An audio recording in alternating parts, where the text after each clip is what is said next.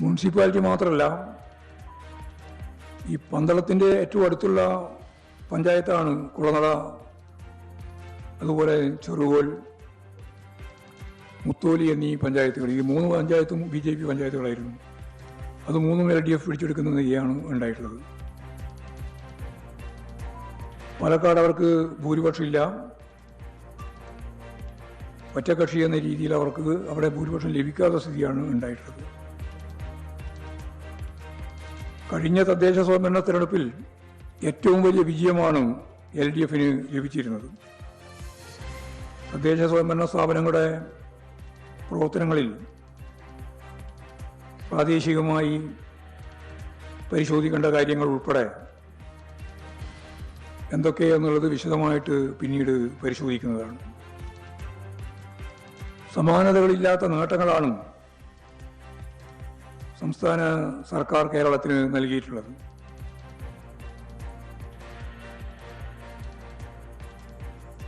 എന്നാൽ ഈ നേട്ടങ്ങൾ എന്തുകൊണ്ട് തിരഞ്ഞെടുപ്പിൻ്റെ ഭാഗമായിട്ട് പ്രതിഫലിച്ചില്ല എന്ന കാര്യവും ഞാൻ നേരത്തെ പറഞ്ഞ പോലെ വിശദമായിട്ട് പരിശോധിക്കേണ്ടതാണ്.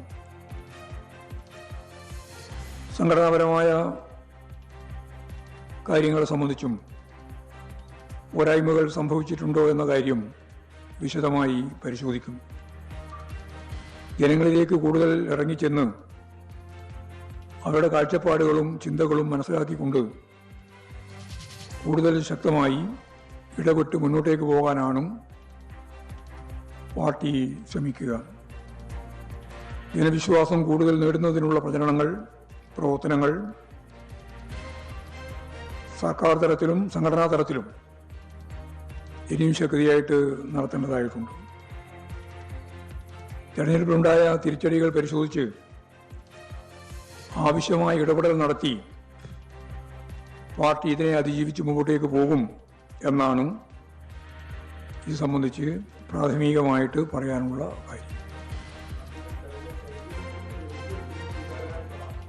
LDF വിരുദ്ധ വികാരമാണെങ്കിൽ 7 ജില്ലാ പഞ്ചായത്തൊന്നും ജയിക്കില്ലല്ലോ. നമ്മളിപ്പോൾ ഓരോ പഞ്ചായത്ത്, മുനിസിപ്പാലിറ്റി, കോർപ്പറേഷൻ ഉൾപ്പെടെ ഓരോന്നോരോന്നായിട്ട് പരിശോധിച്ച് നോക്കിയാലേ അതൊക്കെ പറയാൻ സാധിക്കുള്ളൂ.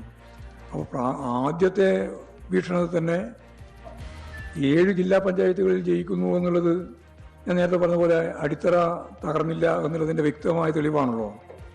നല്ല രീതിയിലാണ് ഈ രീതിയിലുള്ള കാര്യം ഉണ്ടായിട്ടുള്ളത്. എന്നാൽ വിശദാംശങ്ങൾ പരിശോധിച്ച് ആവശ്യമായ തിരുത്തലുകൾ വരുത്തണം എന്ന് തന്നെയാണ് പാർട്ടി കാണുന്നത്.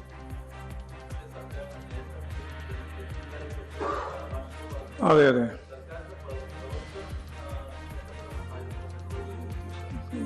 ഗവൺമെന്റിന്റെ പ്രവർത്തനം ഏറ്റവും മെച്ചപ്പെട്ട പ്രവർത്തനമായിരുന്നില്ലേ? തുടർ ഭരണത്തിൽ ഗവൺമെന്റിന് പെട്ടെന്ന് തന്നെ കാര്യങ്ങൾ മുന്നോട്ട് കൊണ്ടുപോകാൻ സാധിക്കുന്ന നില ഉണ്ടായല്ലോ. അതൊക്കെ കേരളത്തിന്റെ വികസന പ്രവർത്തനത്തിന് ആക്കം കൂട്ടാൻ സാധിക്കുന്ന ഒന്നായിരുന്നു എന്നിപ്പോഴെല്ലാവരും അംഗീകരിച്ചതാണ്. അതുകൊണ്ട് ഫലപ്രദമായ രീതിയിൽ തന്നെയാണ് ഗവൺമെന്റ് പ്രവർത്തനം മുന്നോട്ടേക്ക് നയിച്ചത്. അത് അത്രത്തോളം എങ്ങനെയാണ് ജനങ്ങൾ മനസ്സിലാക്കിയിട്ടുള്ളത് എന്ന് ഉൾപ്പെടെയുള്ള കാര്യങ്ങൾ നമുക്ക് പരിശോധിക്കാം.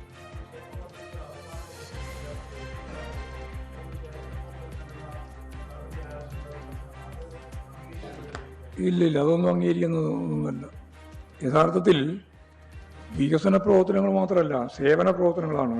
സാധാരണ മനുഷ്യർക്ക് നൽകുന്ന ആശ്വാസ നടപടികളാണ്. അതൊക്കെ സ്വാഭാവികമായിട്ടും അതിൻ്റെ സാമ്പത്തിക സ്ഥിതി കൂടി വെച്ചുകൊണ്ടല്ലേ നമുക്ക് നിലപാട് സ്വീകരിക്കാനാവുള്ളൂ. അത് ജനങ്ങൾക്ക് നല്ല ധാരണയുണ്ട്.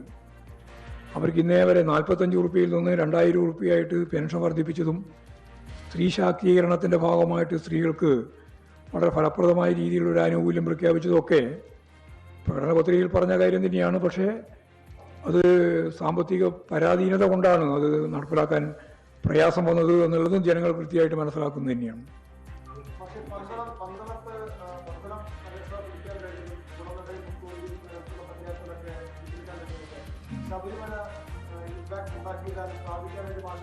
അല്ല, BJPയുടെ പഞ്ചായത്തുകളാണ് അതൊക്കെ. ആ പഞ്ചായത്തുകളാണ് പോയത്.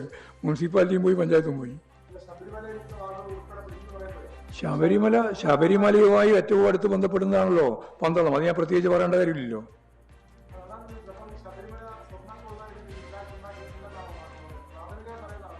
അല്ല, അത് നമുക്ക് നോക്കിയിട്ട് പറയാം. മുഴുവൻ നോക്കാണ്ട് വെറുതെ ഒരു ഉത്തരം പറഞ്ഞിട്ട് ആ ആ കുറയുന്നു. പരിശോധിക്കാം, വിശദമായിട്ട് പരിശോധിക്കാം.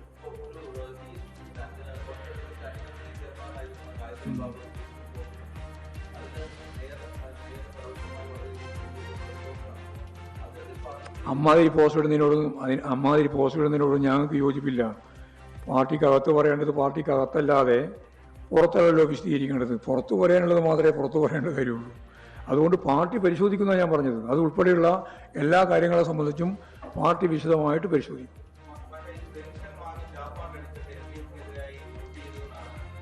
അങ്ങനെയൊന്നും പറഞ്ഞിട്ടില്ല. വെറുതെ ആവശ്യമില്ലാതെ തെറ്റിദ്ധാരണ ഉണ്ടാക്കാൻ വേണ്ടിയിട്ട് പറഞ്ഞത് മാത്രമേ നിങ്ങൾ. അങ്ങനെയൊന്നും എം എം മണി പറഞ്ഞ് ഞാൻ കേട്ടതാണ്. ആ എന്ന് പറഞ്ഞാൽ ആനുകൂല്യങ്ങളെല്ലാം കിട്ടിയ ആളുകൾ വോട്ട് ചെയ്തിട്ടില്ല എന്നുള്ള രീതിയിലാണ് അദ്ദേഹം പറഞ്ഞത്. അത്രേ കണ്ടു അതിനാ. അത് വലിയ രീതിയിൽ ഫോക്കസ് ചെയ്ത് വേറൊരു വാർത്ത ഉണ്ടാക്കാൻ ശ്രമിക്കണ്ട. അദ്ദേഹത്തിൻ്റെ ഒരു സാധാരണ സ്റ്റൈലുണ്ടല്ലോ, ആ സ്റ്റൈലിൽ പറഞ്ഞതായി കണ്ടാൽ മതി.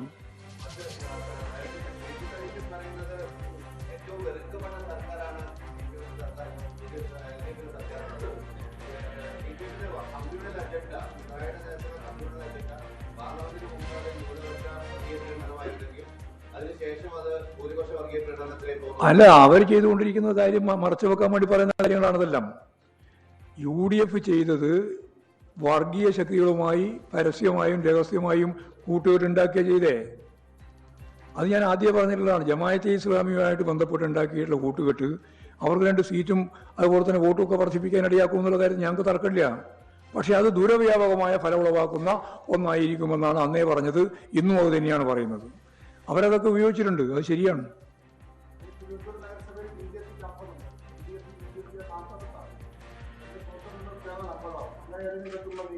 ഒരു നീക്കവും ഉദ്ദേശിക്കുന്നില്ല. ഇല്ല. ഭരണം ഉണ്ടെങ്കിൽ മാത്രം നിലനിൽക്കുന്ന പാർട്ടിയൊന്നുമല്ലല്ലോ CPIM. അല്ല, അവർക്ക് അവരുടെ ഭൂരിപക്ഷമായിട്ടില്ല. അവർക്കും ഭൂരിപക്ഷമില്ല. 51 സീറ്റുണ്ട്. 50 സീറ്റ് കിട്ടിയാൽ 101 സീറ്റുണ്ടല്ലോ. 50 സീറ്റ് കിട്ടിയ ഭൂരിപക്ഷമല്ല. പക്ഷേ ഉള്ള ഒന്നാമത്തെ കക്ഷി അവരായിരിക്കും വരിക.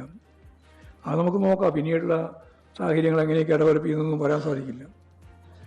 പക്ഷെ ഞങ്ങൾ കോൺഗ്രസുമായി ചേർന്ന് BJPയോ BJPയുമായി ചേർന്ന് കോൺഗ്രസിനെയോ ഇവിടെ കേരളത്തിൽ ഒരു നിലപാട് സ്വീകരിച്ചുകൊണ്ട് മുന്നോട്ടേക്ക് പോകാൻ ഉദ്ദേശിക്കുന്നില്ല.